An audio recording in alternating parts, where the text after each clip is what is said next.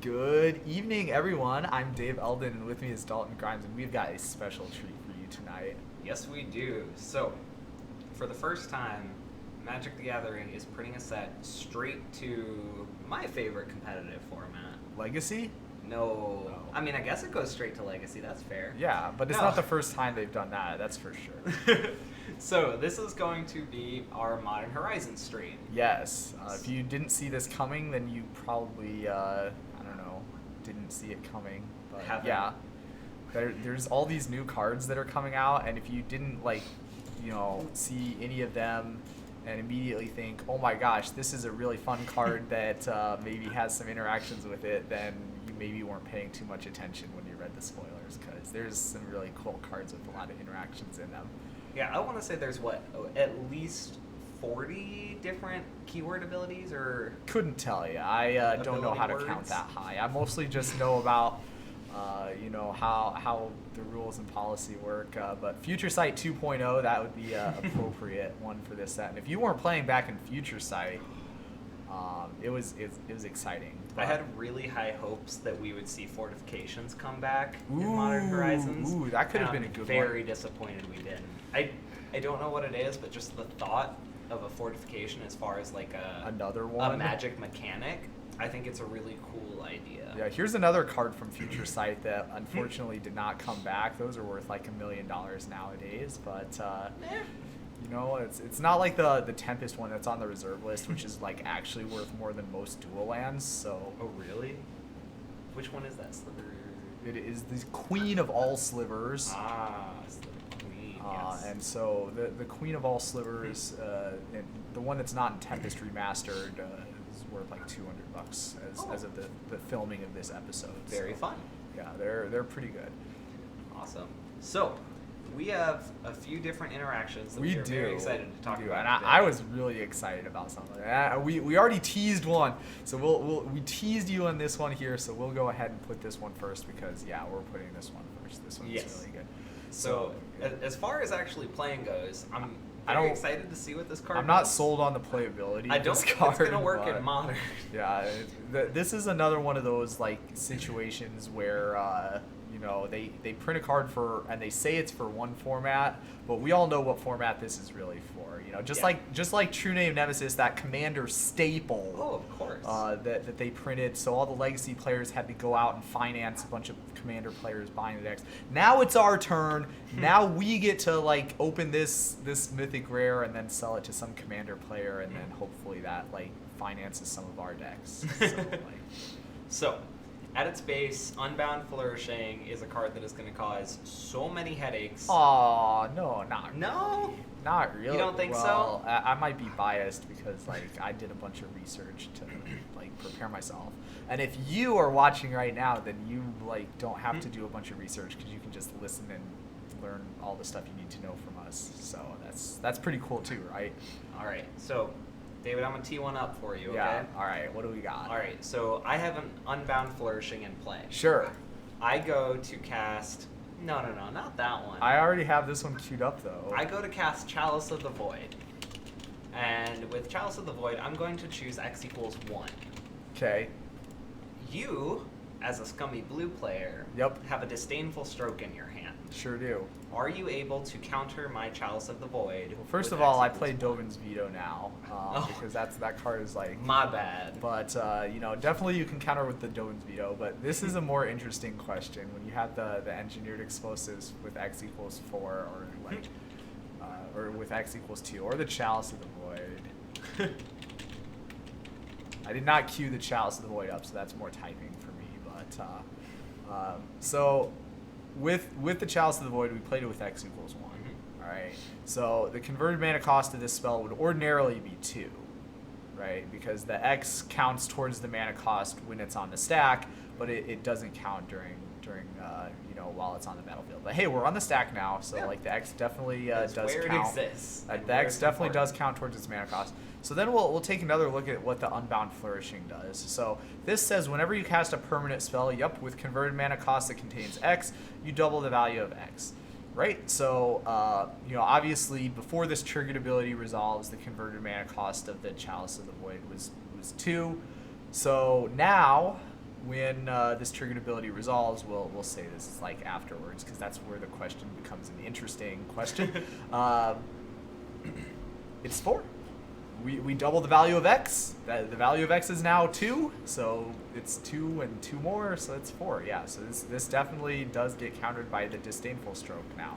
Oh. So a little bit unfun, and yeah, like the same thing would be true.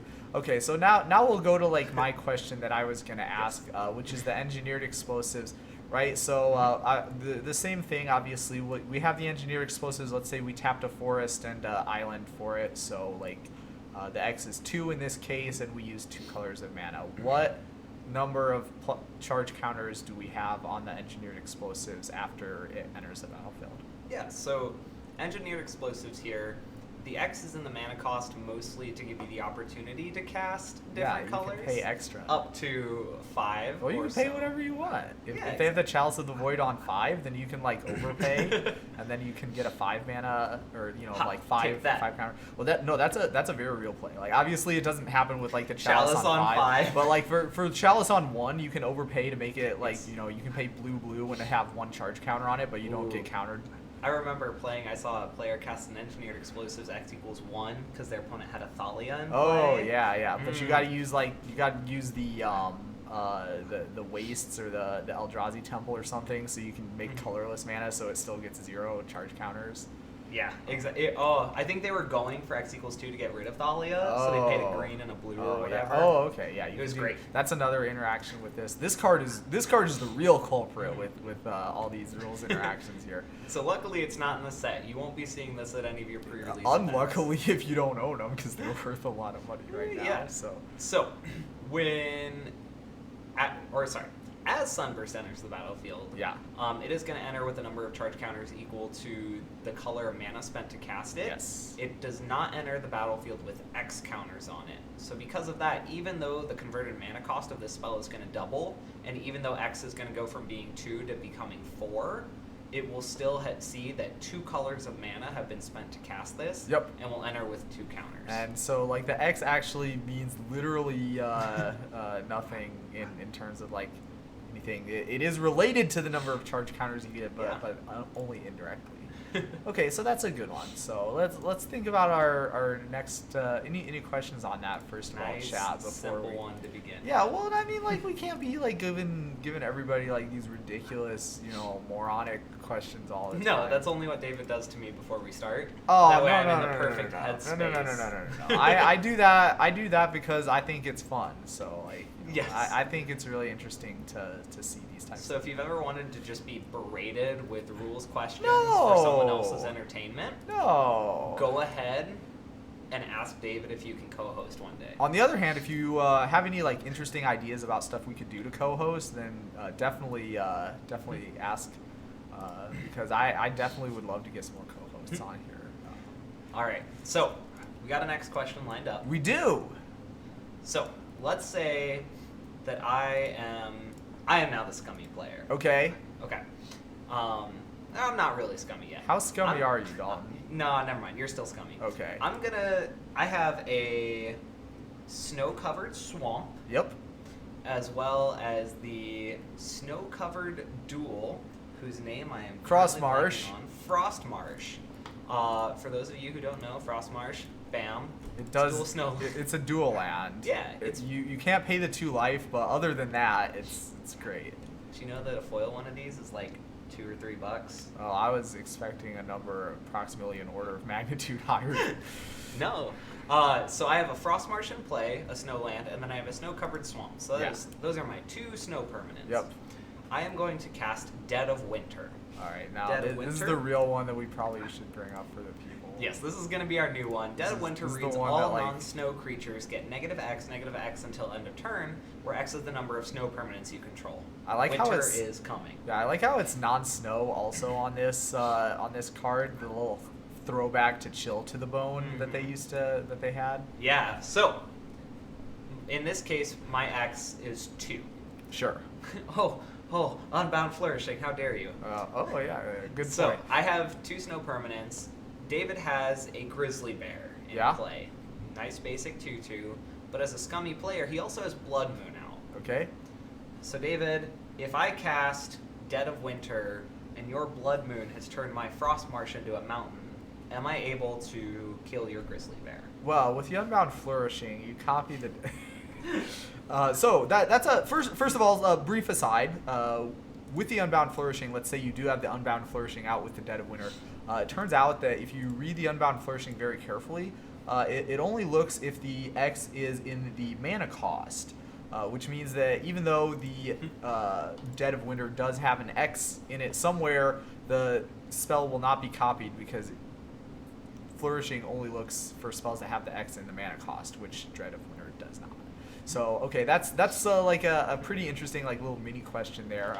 Spur of the moment, completely spur of the moment too. Don't worry, David aced it.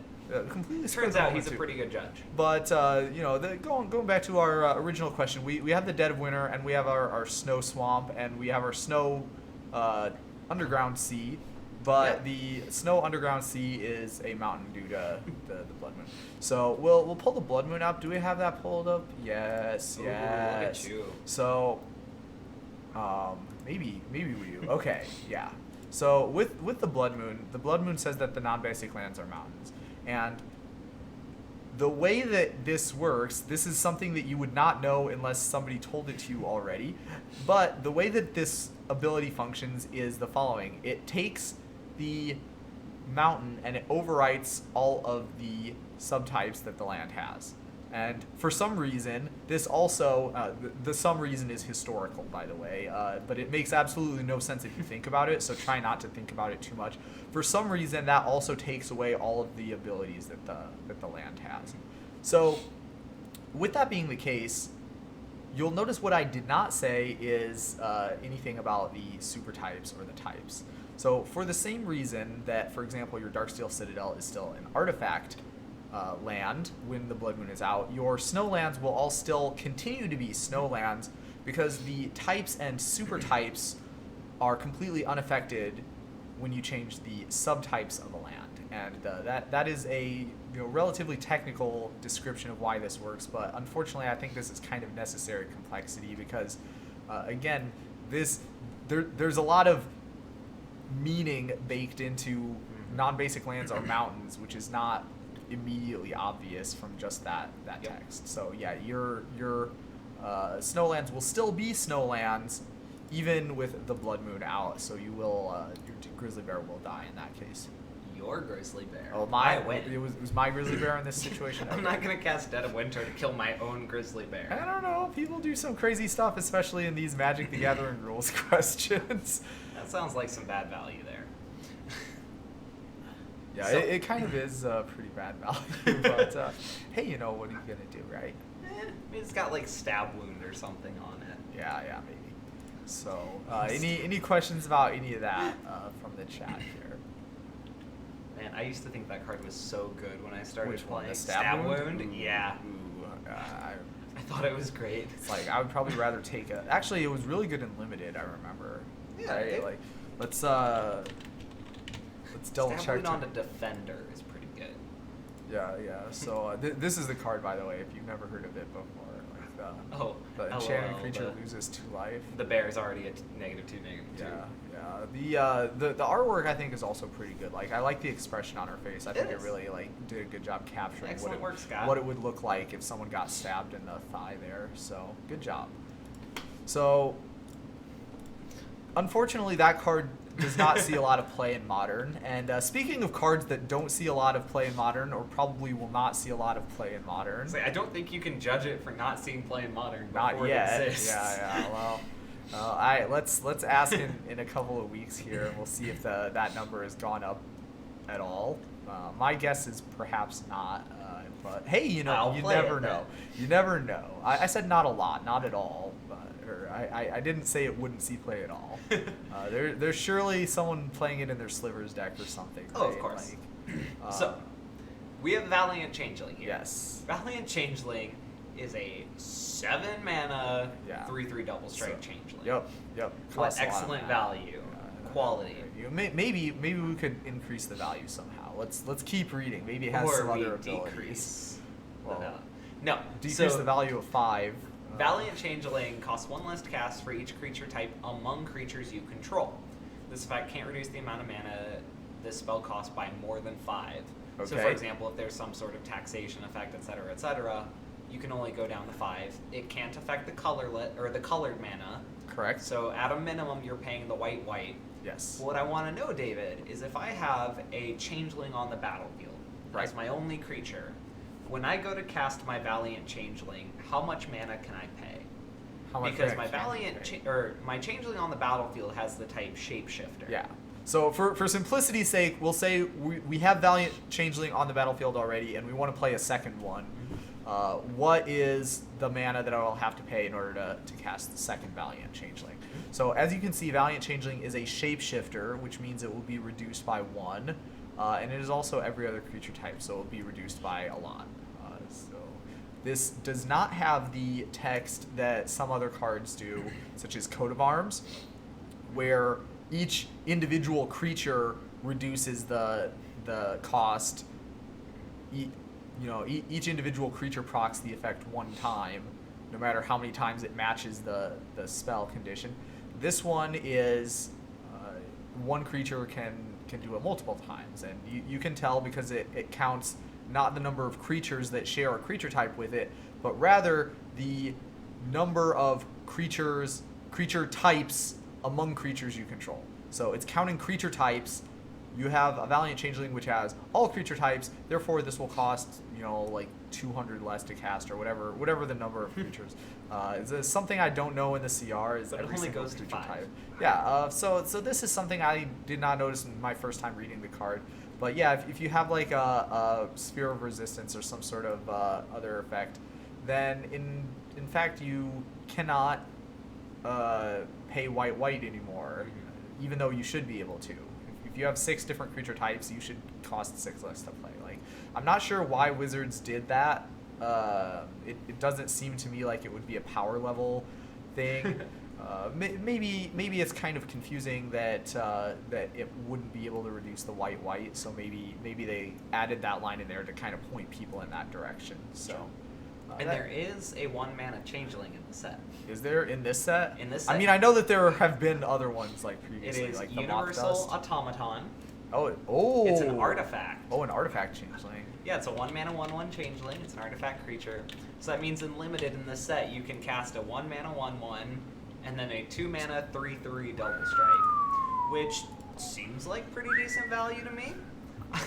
I am by no means a pro when it comes to draft archetypes. Yeah. So here's by a any little means. thing for those of you from the draft archetypes. If that's interesting to you. Ooh, Dave's hot tips. The changelings are good. In a creature types matter format, the changelings are really good. Like the ability is extremely relevant.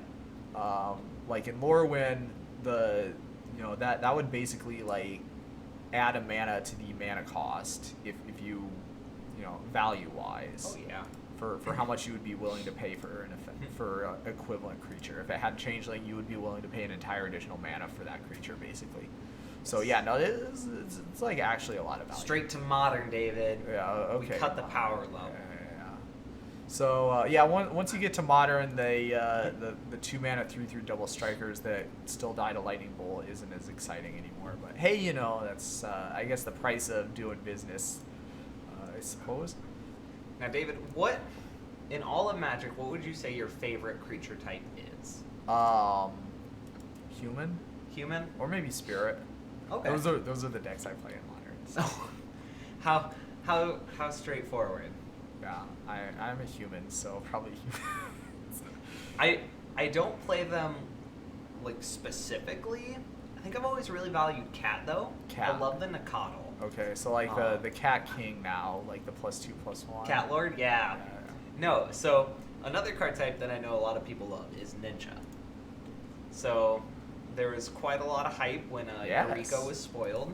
Just gonna say its other creature type. Anybody notice? So like both of us really love this card. See, Yeah. So, and Eureka's, it's done some stuff. I've seen it played in Legacy quite a bit. And I haven't, but No? like, I'll take your word for it. It was on, Yeah, I saw. I watched it on quite a few camera matches I saw. at SCG. I think it's a gimmick, but what are you gonna do? play it. Yeah, probably not because I don't own any, but like I don't know how much they are. So, I'm going to be moving to combat on my turn here. Okay. And I'm going to be swinging with a Yuriko the Tiger Shadow, as well as a Throat Seeker. Okay. So the Throat Seeker is the new one, by the way. Yes. Not a human, so not one of my favorite ninjas. But what are you gonna do again? No. I'm pretty certain this is just a ripoff of Daredevil. They do that. I don't know. For those of you who enjoy the Netflix series, I'm pretty certain this is literally just a picture of Daredevil from season 1 with some fangs like taped in. Yeah. Well, don't worry because they also ripped off Game of Thrones and like a bunch of other types of property there. Oh yeah, so it's great. I love it. That's fine. You can see that we're very different on how we feel about this. So, Throat Seeker states that unblocked attacking ninjas you control have lifelink. Interesting. So when I move to combat, I'm going to swing with my Throat Seeker, and I'm going to swing with Yuriko the Tiger's Shadow. Yeah. David has a Grizzly Bear. Yep. I guess it's also important to mention, I have... Something that gives it trample. Yeah, anything that gives it trample. Yeah. Don't care. Yeah. Archetype of aggression, or... It has trample. Yeah, that's all that Don't matters. worry about it. So, my creatures have trample. I attack with the Yuriko, and I attack with the Throat Seeker. Yep. David moves to block with a Grizzly Bear. Yep. Now, Then he kills the Grizzly Bear. don't like that, because I want my Yuriko to have lifelink. That one life is very important to me. Sure is. So I get rid of it. Or maybe the Throat Seeker, because I wanted to. Yeah, I don't know. Yeah, probably Throat Seeker, right? You would block because it's more power. Eh.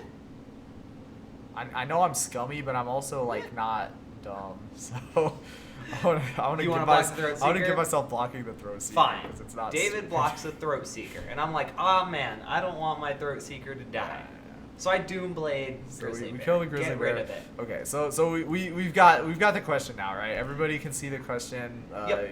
We have a Throat Seeker. Does this count as an unblocked attacking ninja if we blocked the ninja and then killed the creature that's blocking it? So Yeah. what is the answer to that question, Dalton? Unfortunately, the answer is no. Yeah, this is another like piece of trivia that like if you didn't know the answer independently, then hopefully you know where in the CR to look to figure out the answer because it's not like a common sense thing. You can't like oh well clearly the way it works is this way. Like if you don't know how it works, which is what Dalton said, the way Yep. it works is how he said, then you would have to like look in the CR to figure out how it worked. And when you look in the CR, the way that it defines, there's a specific part in the CR where it says an unblocked attacking creature is this, and like it's a creature that didn't have any creatures chosen to block it during the declare blocker step, and also doesn't have any creatures blocking it from other effects such as like flash foliage, for example. Yep. So in this case, my Throat Seeker does not gain me any life, which is very sad, regardless of the fact that it has trample. Real sad. Will do combat damage to David. Yep. And is no longer currently being blocked by a creature. Yeah. It was, though, and thus is not considered an unblocked attacking creature. Yeah, now so for example, this one though, whenever a ninja you control deals combat damage to a player, you do this ability. And so both of the ninjas that Dalton controls did combat damage to me, so he will in fact get 2 triggers with this ability. So that's just like a consolation prize that you can't get around that one. So the life link maybe, but like for the blocking for Yuriko's ability is unimportant. So in that case, I would want to get rid of David's creature before blockers are declared. Yes. To make sure that my vampire stays an unblocked attacking creature. Or like has the opportunity to become an unblocked attacking creature would maybe be a better analogy there. But yeah, so the smart time would be in fact before the blockers are declared. So how about that? Any questions on that one, chat? We've got some vampires, we got some humans, we got lots of ninjas. Everybody loves ninjalinos. Ninjalinos? Yeah, it's like little ninjas. Ninjalina Jolie. Oh my gosh, that's someone on the internet make that into like a meme picture, please. Perfect. So like I think that's probably the same sort of thing that's going on with this next card here. Like Gimmick. Well, no, like this person here is in the artwork featured here is clearly undergoing some sort of like transformation, maybe fusing together 4 different personalities into one like super actress slash ninja slash tiger. That are also about to get stabbed by like 30 different swords. Yeah, there. I'm not 100% sure what that's all about. Hopefully this artist will go to a show so that I could. Oh, this is Igor gonna have to go to Europe for that one, unfortunately. But actually Igor does go to some shows, or at least he did, you know, a while ago when I was checking into that. So any European listeners that we have, yeah, go ahead and ask us, and then email JudgingFtW@gmail.com with Please. the answer. So, what is going on in this? Throws of artwork. Chaos. It's got Cascade, and it has Retrace. Yeah, the same question I guess we're gonna ask about the text box too. Like, so this is the question. Like, we play the Throws of Chaos. What happens when it resolves? Yeah. So, how many spells have exactly 2 words on them? Like non-creature spells. Okay, so obviously like flavor text and reminder text. Yeah, don't count, exactly. right? This might be it. No, because like okay, if something says scry 2, does that That's count? fair. Is that 2 words or 1 Scry word? 3 I will consider to be 2 words. Okay, so scry 2 is 2 different Yeah. words. Okay, that makes it a little harder. There is a card that has like scry and buyback. Yeah. So if you were gonna count like that, that could be a candidate. We'll get back to you at the end of the episode. Chad, if you have any answers to this question, go ahead and let us know. So, Throws of Chaos, we're going to cast it. Assuming that we're good players, we're going to remember our trigger here. Oh my gosh, what if you like slept the cascade trigger on this card? Oh man, that would be really feel bad. Your like friend brings you your Taco Bell or something. So, I cast Throws of Chaos, I Cascade, I reveal cards off the top of my library, and I hit Mystic Speculation. It's got Buyback 2 and Scry 3. So, not a whole lot of words on that one either. I get to cast that card if I want to. Ooh, Ardent Plea, there you go. Nice. Quality work. Continue. So I cast Throws of Chaos. I Cascade. Whatever spell I hit, I then get the opportunity to cast. There's another Should Cascade I not, card I even. take all of those cards that were exiled to Cascade as I was revealing them off the top of my library, and then put them on the bottom of my library in a random order. Offer the cut. Well, that one was actually important. Like Yes. the ones for like Militia Bugler or stuff like that, those cuts are not important. Wizards just put those, you know, the random order in there so that it worked better on Arena. Yeah. For Cascade, it's actually important because if you didn't put them in a random order, then you could like have a Living End style deck where none of the mana costs were right, and then you could literally just stack your deck afterwards. Yeah. Like you Cascade, hit nothing, and it's stack your entire deck. So like that one I'll forgive them for making you waste your time and like offer your opponent the cut. Yeah. But like, you know, it's Cut. it's insufficient shuffling if Cut you don't just the offer cascaded cut. cards, not the whole deck. Yeah, it's insufficient shuffling if you don't offer Ideally, it. you just hit the top card of your library, and then you Yeah, don't have to yeah. worry about it. Or like one, you reveal one, so you shuffle one card. Awesome. So then, But then what happens after? That spell That's resolves. the real question. We do the effects there, and then we have Throws of Chaos on the stack, Yes. and then we do everything that is on the card Yes. that we have not done yet, which is nothing. Yeah. Well, no, it has retrace also. Yeah, but that doesn't work on the stack. So this is an interesting like point, and this is the reason why I was like kind of excited when Dalton brought this question to me, is because you have to like obviously we know what the answer is. Like it's not too Yeah. difficult to come up with the answer of like you do the cascade, and then after that resolves, then Throws of Chaos gets to resolve, and the way that happens is you just move Throws of Chaos from your stack to your graveyard. You know, obviously, like if you asked like 100 Magic players that question, probably none of them would get the answer wrong. But the interesting part is when you ask the follow-up question of, okay, so like how did you know that that was what was going to happen, right? And then like when you have to think about that, then it actually like even though it's super obvious what the answer is, it's not clear why it's obvious, because you know you do have these two abilities. But like why would it be the case that those abilities don't function on the stack when the spell is resolving? And you know, how does the game know that those abilities are, you know, basically like flavor text in the time when the spell is resolving? So that's kind of unusual. It's certainly not an effect that you see every day, and so cards like this bring that question to light. So the answer is, of course, that those abilities function off the stack. And there is another rule in the CR. It's like 400.7 or something like. No, that's not it. There is another rule in the CR, and maybe it is. Who knows? But there is another rule in the CR that specifically says under what circumstances abilities work, and that's literally what it is. It's if you have this type of ability, then it functions off the stack. If it has this kind of ability, then it functions off the stack. Yep. And there's a big long list of them. We'll find in the CR where that is later. So, for example, Retrace from the CR 702.80 reads, Retrace appears on some instants and sorceries. It represents a static ability that functions while the card with Retrace is in a player's graveyard. And thanks to that, it says, hey, this is something you don't need to worry about on the stack, something you don't need to worry about in your hand.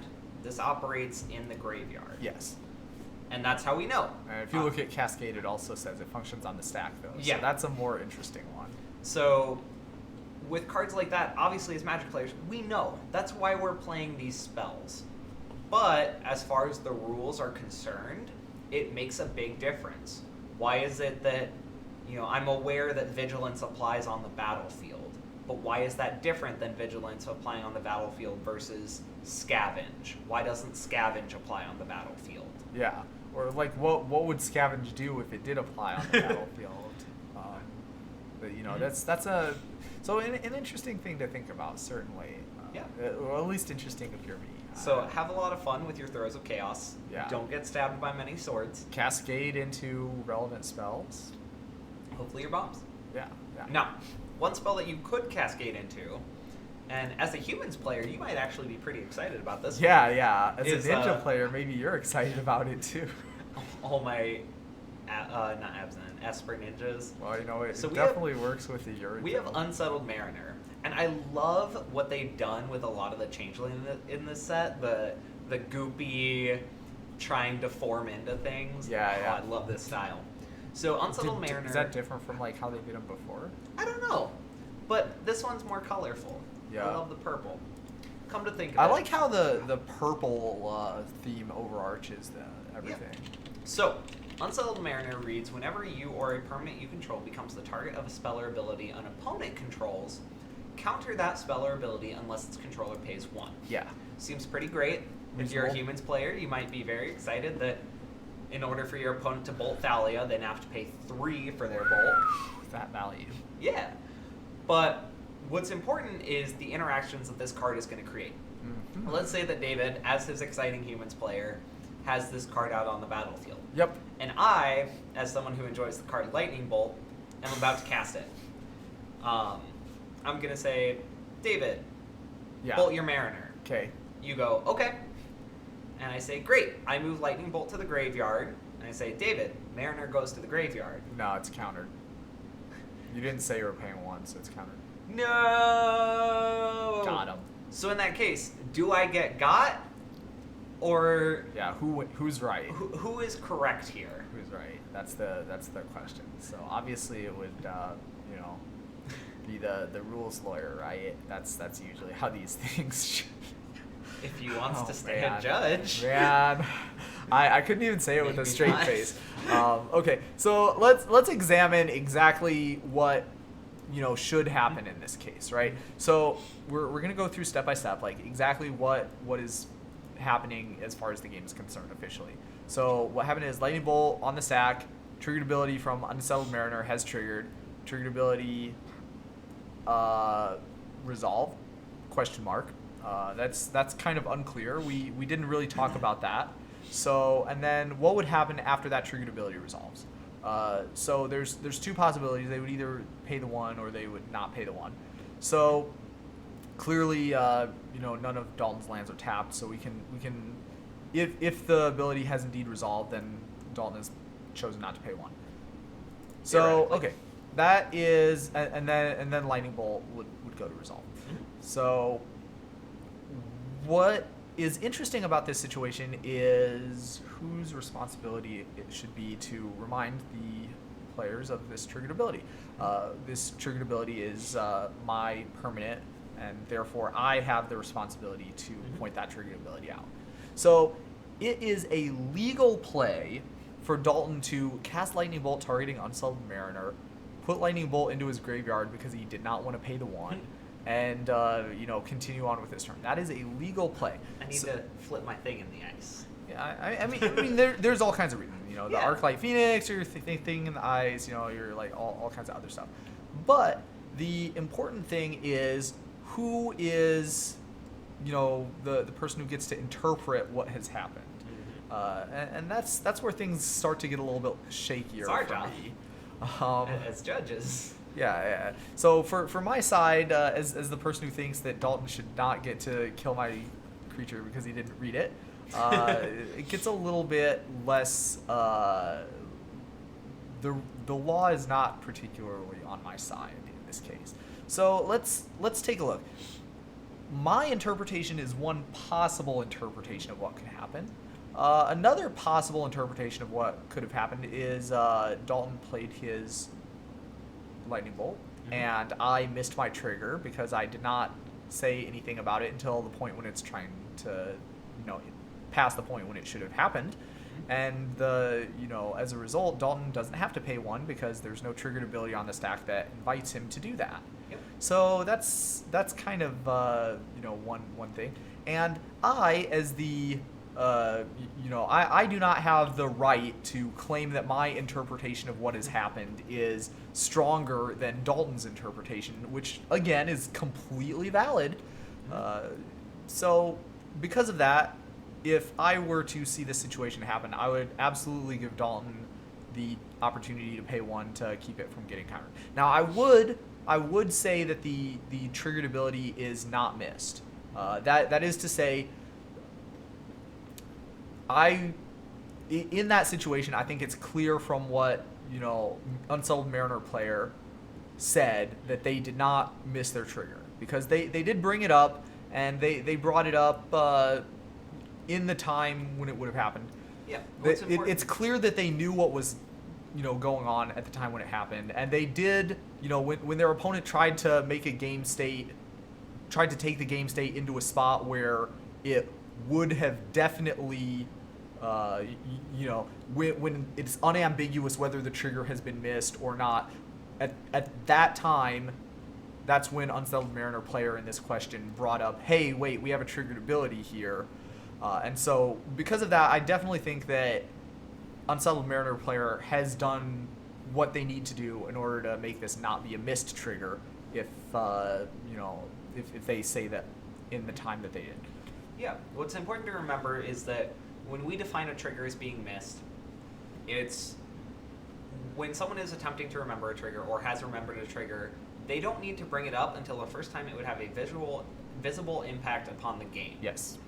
In this case, having that ability on the stack unless the opponent pays 1 isn't really a visible impact. And what's important to remember in this scenario is that both David and I, in this situation, have created 2 plausible scenarios. Each one of these things are correct interpretations of a thing that could happen from the instance. Yeah. It's not like David said, oh, well, he didn't pay 4 for the spell, so I figured it was countered. Because that's not a possible scenario. That's not how any of these cards work. That's not a legal option. Yeah. We have both seen our attempts in this scenario to create the correct game state. Yeah. And it is also not, again, it is not something that one person can say, I have a stronger claim that my basis of my interpretation is better. If there are 2 valid interpretations, then it's important for the players to communicate to determine which of them is correct. So just like, for example, if Dalton would have paid 2 mana to play his Lightning Bolt and put his Lightning Bolt in the graveyard and said, okay, your Unsettled Mariner dies. It's like, wait, no, I thought you tapped your mana randomly and floated a red, and played the lightning bolt and resolved it. So And how just have a floating red. yeah, and randomly have a floating red for some reason that you like didn't announce or say anything about. Yeah. So that is not a legal sequence of plays, because if a player has floating mana, they have to announce it. So that is therefore not a plausible explanation for what could have happened. But in the originally stated question, both me and Dalton had an interpretation of what had happened, and either one of them could have been correct. And obviously both of us thought, or at the very least hoped, that our interpretation of what had happened was going to be what actually happened. So Yeah, so in this case, yeah, great question. Yeah, I love it. So like here's another question I was a little bit disappointed about. That you did not bring up when you talked about the Unsettled Mariner, and that's this question. Oh. Right? So Dalton immediately sees the question as soon as I bring up this card. Mm-hmm. So what do you think? With the Electrolyze, I'm gonna Electrolyze you and Unsettled Mariner, or like maybe two of your 1/1s would be like a more plausible thing for me to do from a rules standpoint. How much mana must I pay to not have Electrolyze be countered? Yeah, so what's important here is Electrolyze starts as a 3-mana spell, Yeah. blue-red 1. Yeah. And it can deal 2 damage divided as you choose among 1 or 2 targets. Yes. So that's the part that's important to remember here. Yeah. Now, Unsettled Mariner reads, whenever you or a permanent you control becomes the target of a spell or an ability an opponent controls. Yes. So if I am targeting 2 different things here, you would be led to think that, okay, in this case, one of the 1/1s is becoming the target of a spell or ability, and the other 1/1 is becoming the target of a spell or ability. Yep. And so I would like to think that, oh no, Electrolyze costs blue, red, 3. Well, it doesn't cost that because No, like, no, no, you sorry. have to pay that. I would have to pay Yeah. blue, red, 3 See, like Judge is technically correct is the best kind. So. to deal 2 damage and then draw a card. Yeah. Which I don't know about you. That does not sound like good value to me. It sounds like good value to me because I'm like the Unsettled Mariner player, right? It does. So, but yeah, that's how that works. So there are 2 instances of me or a permanent I control becoming the target of Electrolyze. There is an instance of the first 1/1 creature, and there is an instance of the second 1/1 creature. And so both of those instances of a permanent I control becoming the target of a spell Dalton controls are going to cause this ability to trigger, and Dalton will have to pay 1 twice in order for Electrolyze to go through. What's important to remember is that with Electrolyze, just because it only uses the word target once, Yeah. does not mean that I only have to pay for Unsettled Mariner once. Yeah, that's different. That's a different rule. Exactly. Okay, so here's another one that's kind of an interesting situation, going way back to oldie Ravnica here. So, This was the first time that this type of template had happened. how familiar are you with Pauper? I used to be a lot more familiar. I Okay. used to like actually play every week. So there's the mono white heroic deck, right? Okay, that was after my time. Okay, mono white heroic is I don't know. I haven't followed Pauper in a while either. I was really excited by the mono white heroic deck. Yeah. I was like, oh man, why doesn't anyone play Seeds of Strength? Yeah. This card is busted. Well, it's not mono white. Well, no. So you could do a green white heroic, Yeah. and you could run Seeds of Strength, and then all of a sudden your 1 mana 0/4 on turn 2 is a 1 mana 6 10. 6, 4 plus 10. 6. Sounds great, and 3 of it's gonna stay. Yeah. I found out heroic only triggers once. Once per spell. Yes. Per spell.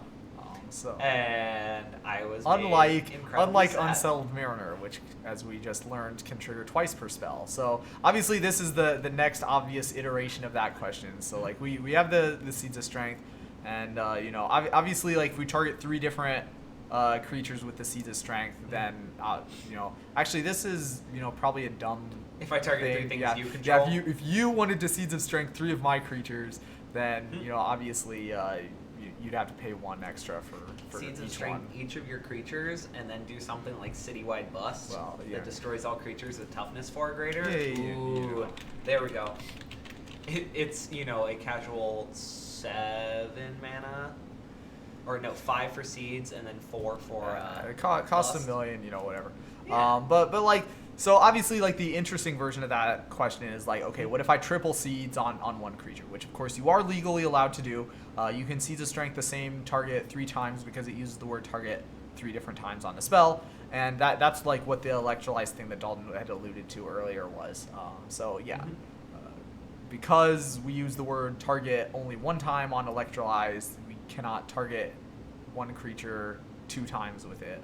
Yeah, we can't do like 1 and then another 1. Yeah, that's not how that spell works. Yeah. And that's relevant in some certain cases, like for example with when Spellskite is involved. So Seeds of Strength different though. Seeds of Strength uses the word target 3 times, which means we can target the same creature 3 times. And so let's say we're going to do that. We're going to triple target, the Unsettling Mariner. Mm-hmm. How much extra do we have to pay? Again, bringing up the Unsettled Mariner, let's see. Whenever you or a permanent you control becomes the target of a spell or ability an opponent controls. Yeah. So in this case, we have Unsettled Mariner being targeted 3 different times with this spell. Yes. Which is cool. Yes.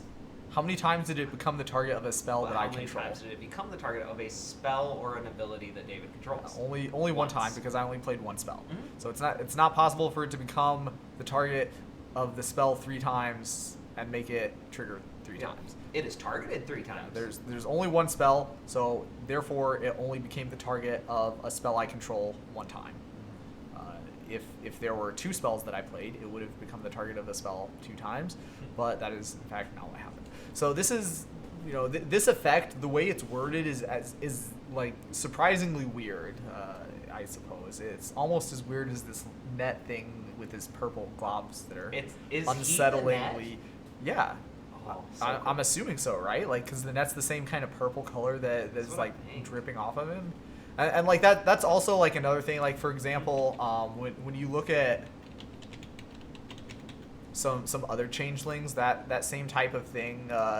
Oh no, that's not a changeling. Yep. Oh my gosh, Scrap Troll is calling. Oh, okay, it's an automaton. It's not that person. But yeah, like for example, like the Shapesharer has like the same sort of motif going on where the net thing that he's got is also part of him. So Shapeshifter comes yeah, copy target creature until your next turn. Yeah. Ooh. So I can target your Mariner. Yeah, I feel like the Unsettled Mariner should probably also like the net that he's using would be a part of him also. I think that's the way that it should probably be. So that's something to think about, I suppose. Here's our fun with Shapeshifter. Yeah. Oh boy. Oh wait, here's one more. Never mind. Look at another one. Yeah, look. Okay. So with this Morphon the Boundless, another I'm sure soon to be modern staple. Definitely going modern. Right into the modern Horizon set. 7 for mana. The 7 That's mana. Tron. This bargain 7 mana 6/6. That's yeah. Tron, if you get David. Tron, you can get this online, and you can drop those worms down to a cost of 5 mana. You can get your that's the only creature they usually play. The worms. Wormcoil Engine. It doesn't get reduced. Oh my gosh. It's so bad. It gets +1/+1. Yeah. So, okay, maybe we'll play Morphon on a different deck. So, we troned into the Morphon, and then we named Bringer as our creature type, Okay. right? Great. So we didn't name Sliver so you could play the like stupid Sliver thing, because that's like kind of been done before. Sure. Like, everybody's already done that. Sure. But what hasn't been done has been naming Bringer, and if you're wondering what kind of creatures might be we might cast with Bringer. I'm not familiar with any creatures that have that creature I type. don't blame you because I didn't know there were creatures with Really? that creature type until about an hour ago. When I brought this up. Okay, so like here's an example of a creature that you might want to play with the Morphon. I'm pretty certain that's just a Spider-Man villain.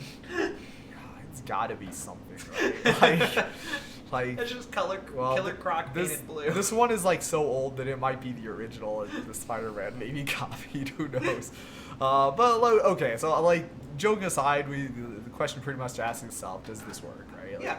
How much can we spend to do we get a free 7 or so Morphon 5/5 says that where we you can draw some play extra? Wooburg Lest less for creature spells of the chosen type. Yeah.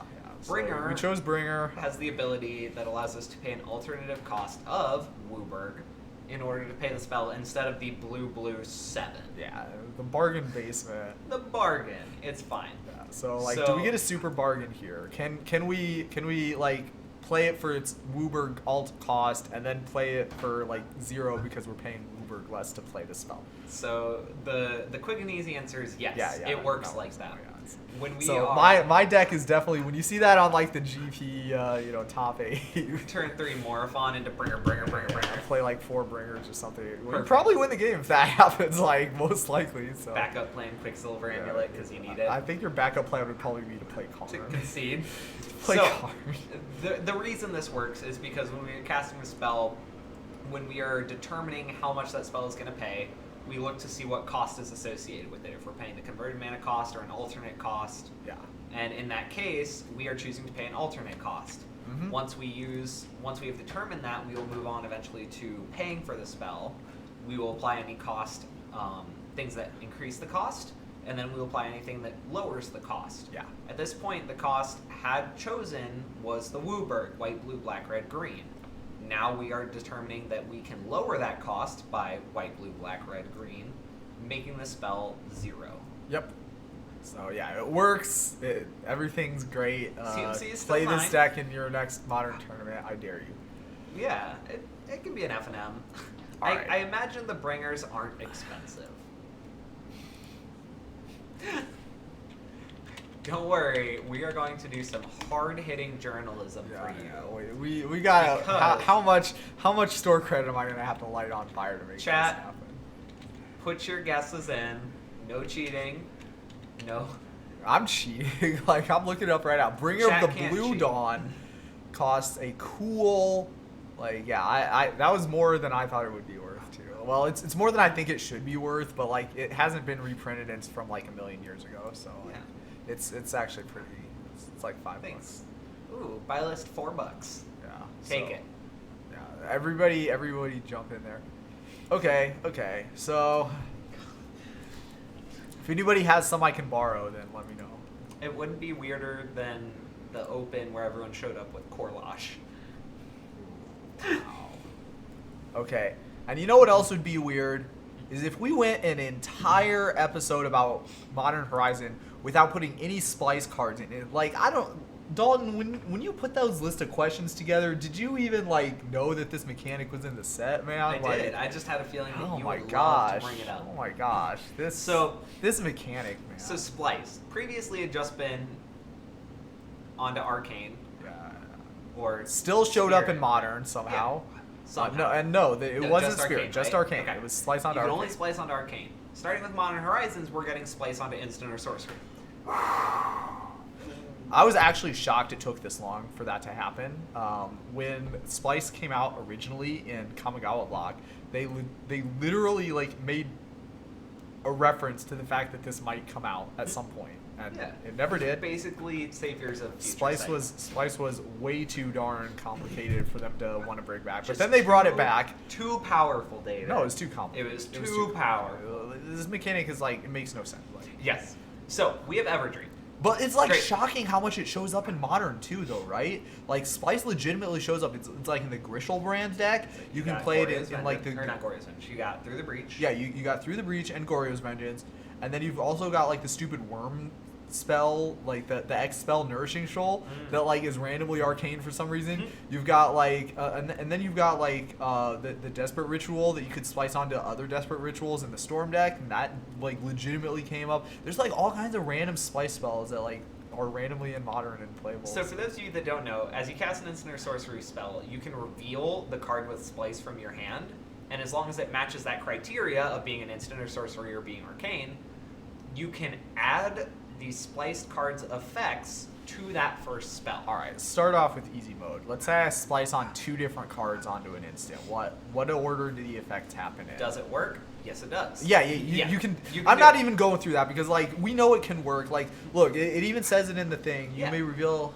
this Yeah, card it's from not your like hand. you're limited to just Yeah, the one. you can multi-splice. Obviously, you can't like splice the Everdream onto like a spell 3 times or whatever. Like that would just be like way too bad. Well, like, okay, the Everdream, it wouldn't be like way too broken, but like, for example, some other stuff, like, for example, the Desperate Ritual would be really good if you could super splice that, if you could like splice the same Desperate Ritual onto some spell like 4 times or however much mana you had available, or like Just go infinite with 2 cards. Yeah, well, it wouldn't be go infinite, but it would be like if you had extra mana, you could make extra Or I guess mana. you have to wait for the first to resolve. Yes. So, but like here, the way it actually works is when you splice.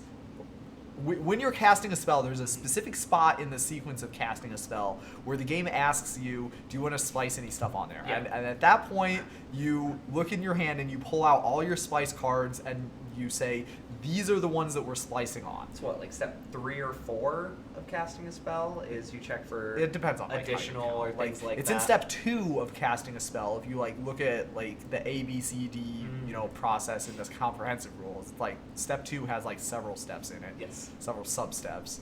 Don't remember what sub step it is, but it's in there somewhere. But yeah, like that doesn't come up a whole lot. The way that it actually definitively works. So okay, it does work. Obviously, like we just said, it does work if you want to splice 2 or more spells onto the single spell, single base spell. What is not as obvious is what order they go in, right? So obviously, the naive answer to this is like, well, clearly, the one you spliced on first gets to be the first thing that you do, and the one that you spliced on second gets to be the next thing after that. But like that's not right, because if you look carefully at how splice works, you splice all of them on at the same time, right? That the way that splice functions is in the spot where you're asked if you want to splice anything, you take all your splice cards that you want to splice on and you put them face up and you're like, these are the ones we're splicing on. And it's not, there's no order to that. It's just you take all the ones that you want to splice on and you show them to the game, and the game's like, okay, those are the ones we're splicing on. Yep. So that is kind of unusual as far as Magic happens. There isn't a lot of times when stuff happens simultaneously like that. But in this case, the obvious answer is, of course, correct. Like, the person who's splicing gets to pick what order they get added on. Yep. The base spell is always first. So, like, if you're splicing the Everdream onto the Lightning Bolt, you deal the 3 damage first, and then you draw a card. Yep. Obviously, like, that doesn't make a difference which one, go. So if you were to splice this onto, for example, a Serum Visions, then you draw a card for Serum Visions, and then you scry 2, and then you draw a card with the Everdream. So like that would be an example where it actually does make a difference. So that's like kind of obvious. That's the level 1. Don't worry everybody. There's more harder questions to come. And for the record, you choose, if the spell is modal, you announce the mode choice. Okay. Then that's the first one. That's the first one. Then if a player wishes to splice any cards, then splice is actually second. Okay, I thought it would be those. second. My official guess would have been second because I knew mode was first, but I knew splice was like towards the beginning. It's smushed between modal and then alternative or additional costs, like your kickers and buybacks. Yeah. And then like I think after that is like you have to say the value of X, and then I think after that you would be choosing targets. Is that right? Then X, and then hybrid mana. Oh yeah, hybrid for Phyrexian Ooh. mana, and then targets is like the last one, I believe, the very last one in that step. But in any case, so okay, that's cool. Now another really kind of interesting thing would be if you were to twin cast the Super Lightning Bolt. Oh no! Right? Okay. So the question is, I Lightning Bolt, I Lightning Bolt, and we splice the Everdream onto the Lightning Bolt, and then we twin cast for like super extra bonus value. Yep. What is going to happen with the twin cast copy? Yeah. So do we get both effects, or do we just get like the Lightning Bolt? It's just, so like, kind of boring. The splice is a part of casting the card. It's not something that uses the stack itself. My opponent doesn't get the chance to respond to my splice. Yeah. So we don't have to worry about that. Once the card is cast, it will have that splice text on it. Notice, I say the splice text. Yes. The text of the splice is added to the card. Interesting. So when we go to our layers, Unimportant. No? No, layers is only for continuous effects that affect Oh, you're right. permanent. So, In that case, we look and we see what is the card that we are copying. Yep. That card is this lightning bolt. Yep. And is there anything else? Yes. This lightning bolt reads, deal 3 damage to any target, draw a card. Interesting. So Dalton, let's say that we use this card. If you've never heard of Mind Bend, we use Mind Bend to change the text of a spell by replacing one color word with another. So, okay. Oh, it only targets permanents. That's why I needed Magical Hack for this question. Oh no! I knew hack. I originally picked Magical Hack when I was gonna like make this point for some reason, and the reason is because the Mind Bend can only target spells. Yeah. Or cannot target spells. We're trying to get something with a modern frame. Well, like, okay, so we change the text of target spell or permanent by replacing all instances of one basic when attack with another. Okay, it's not as cool, but we'll have to do. So, okay, we change the text of, something that says like, let's say, target creature gains Forest Walk, and we're going to change that to target creature gains Swamp Walk. Mm-hmm. Now, when we copy that spell, what will the copy do? Will it give Forest Walk or Swamp Walk? So, I mean, the answer, I'm gonna like, just say the answer because yeah. I'm like so excited about like getting to talk about this. So the answer is that Magical Hack changes the text of the spell. But when you copy the spell, guess what? Text changing effects don't get copied because it's like that's how copying works, right? Copying doesn't take into account any continuous effects that are acting on the spell, which means that you would have a creature that gets Forest Walk, and then another, the thing that got targeted by the original one would have Swamp Walk. So that's kind of unusual, right? They wouldn't both do the same thing, even though one is a copy of the other one, because the Magical Hack is a continuous effect, and continuous effects don't get copied by copy effects. But that's weird, right? Because, hey,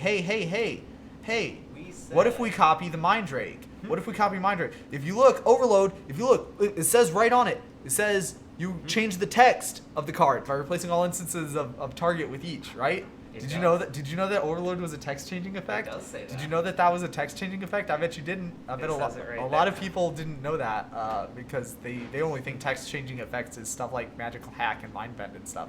But no, it works like this too. Okay, but wait. If that's the case, if we copy the Mind Drake, what happens? Does target player discard 2 cards, or does each player discard 2 cards for each of the spells? And so the answer to that is both players discard 2 cards. Or, yeah, both players. Each player. Yeah, each player discards 2 cards for each spell. Mm-hmm. Because with Overload, it's a text changing effect. So, hey, why is this one copied, but why is the other one not? Do you know? I'm going to assume it's because it says it itself. But I don't know. Nope. It's actually way weirder and way more interesting in my opinion. But of course, like when you get excited with stuff like this, it's like easy to get interested, right? But here's how this actually works. When the spell gets copied, here's our original spell right here, and then we're gonna like take our copy spell, and here's our original spell, and the copy spell is like takes everything about the original spell and it becomes an exact copy. And when you copy a spell, you copy all the choices that were made as part of casting it. Overload does not function in the same way that Magical Hack and Mind Bend do. With the Magical Hack, what happens is, here's our original spell, and then I'm gonna like change the original spell, and then this is the spell that resolves. With Overload and with Splice, what happens is, this is our original spell, and then we're gonna like do some stuff to the original spell that makes it have extra abilities. So when this spell resolves, it'll change itself, and then that's what happens. And that is the reason why text changing effects such as Overload will be copied by a twin cast or a thing that makes the copy. Because what happens is, you start with this, and then Overload says, we're going to change the text, and that is part of the resolution of Mind Drake. And because it's part of the resolution of Mind Drake, that is going to be what happens. And when the copy wants to resolve, it's going to do the same thing. It's going to be starting out like this, and then the overload is going to be part of its resolution because it's a copy and it resolves just like a normal spell. And the overload is going to be, hey, did you pay the overload cost? And then the copy's going to be like, I don't know. What did the original spell say? Oh yeah, the original spell paid the overload cost. And so that is going to mean that the copy's overload ability is going to change what the Mind Rake does, and then the Mind Rake is going to do the overloaded effect. It changes the text in the process of the spell resolving instead of taking the original spell and then changing. But when we copy, we don't have the thing that changes it anymore. We can't change because the magical hack or the mind bend or whatever isn't going to change it. So that's how it works. I hope my like hand analogy kind of like made this easier to follow. It made it easier for me to explain it, I think. I think it helped me. Yeah. So you got one person. So for the same reason, when the splice spell resolves, like with going back to our original question, if we have the lightning bolt and then we have the super lightning bolt, which is like draw a card, what's going to happen is the following. Here's our lightning bolt, and then we're going to get to the splice onto arcane part, and it's going to be, hey, did you like reveal any cards when you were playing this spell? And it's like, hey, I don't know. What did we do for the original spell? And it's like, oh yeah. Everdream's like, oh yeah, I remember that spell. I definitely got sliced onto that. And so the Everdream is gonna be also adding its effects to the copied spell for exactly the same reason. And again, that takes place as part of the process of resolving the spell. So the game starts out here, and then it, as part of resolving the spell, changes to another thing, and then the other thing is what resolves. And that is a slightly technical because it had to be really in depth because Splice is kind of weird that way. Description of why if you copy a card that got an Everdream spliced onto it, it will indeed give you the Everdream draw card. But that's not how it works if you change what a spell's text is with a magical hack. So, yep. Oh, boy. Pretty cool, huh, right? Yeah. I thought that was a cool question. I don't know if anybody else is on that. See, that's why I didn't put it on my list. Yeah. I just knew you'd be so excited. I'd be so excited to explain how that worked. Yeah. I actually had to do like a bunch of not research. Because I was afraid to do it myself and I knew I'd mess it up. I actually had to do a bunch of research to like get that explanation and like understand that myself. So hopefully me explaining that is going to help other people to understand that and make it so they don't have to do a bunch of research. The research is obviously more fun for me than it is for maybe some other people. So I'm happy. Good. To help that out. So I'm glad. That's why we're here. Yeah, exactly why. So I hope everybody had an awesome time today. I hope everybody learned and had all their questions answered. If not, go ahead and reach out to us on social media, JudgingFtW on Gmail or YouTube or Twitch. Until next time, have a wonderful night. We will see you all later. Signing out. Bye.